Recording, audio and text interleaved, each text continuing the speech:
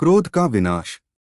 एक बार की बात है, गौतम बुद्ध गांव में पेड़ के नीचे बैठकर गांव वाले को क्रोध के बारे में समझा रहे थे, उसके ऊपर सत्संग दे रहे थे और समझा रहे थे कि किस प्रकार क्रोध एक इंसान को किस तरह पूरी नष्ट कर देता है।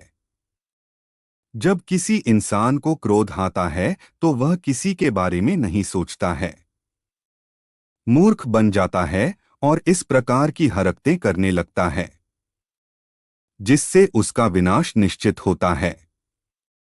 सारे गांव वाले इस बात को बहुत ही ध्यान से सुन रहे थे कि क्रोधित व्यक्ति कभी भी अपना आपा खो सकता है और किसी के साथ कोई भी किसी भी तरह का व्यवहार कर सकता है।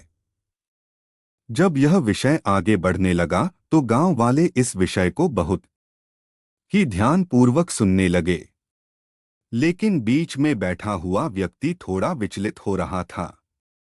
उसे लग रहा था कि सारी बातें उसे सुनाई जा रही है, क्योंकि उसे बहुत क्रोध आ रही थी।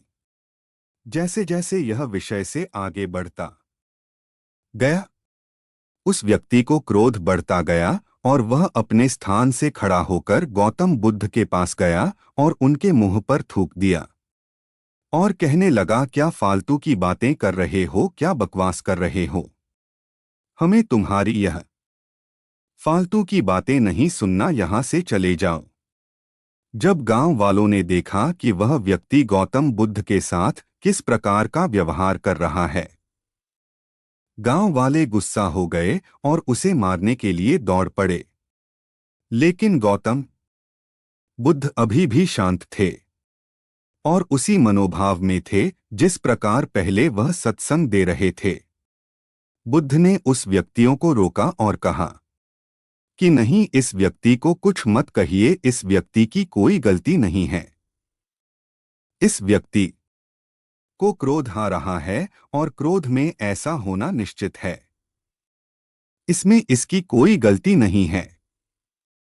सभी गांव वाले आश्चर्यचकित हो गए कि गौतम बुद्ध के साथ इस व्यक्ति ने इतना कुछ किया, लेकिन गौतम बुद्ध अभी भी शांत है और उस व्यक्ति के खिलाफ कोई भी बात नहीं सुन रहे हैं।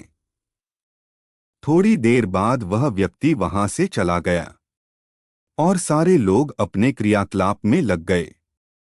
रात में जब वह व्यक्ति सोया तब उसे अपने गलती का एहसास हुआ।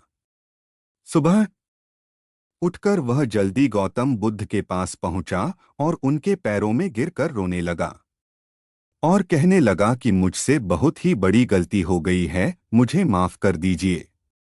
मैंने आपको कल बहुत ही अपशब्द कहे, बहुत ही बुरा व्यवहार किया और इसके लिए आप जो सजा मुझे देना चाहते हो वो दो।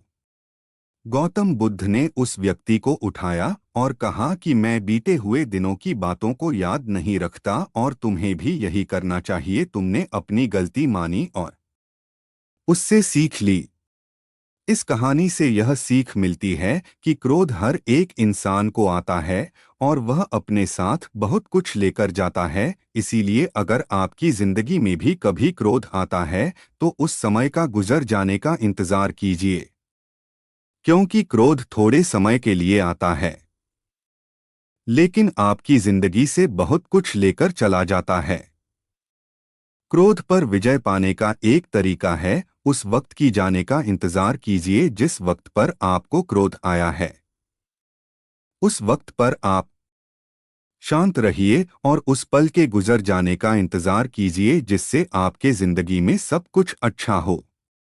दोस्तों, अगर कहानी अच्छी लगी हो तो प्लीज़ लाइक और सब्सक्राइब करें और कमेंट करके बताएं।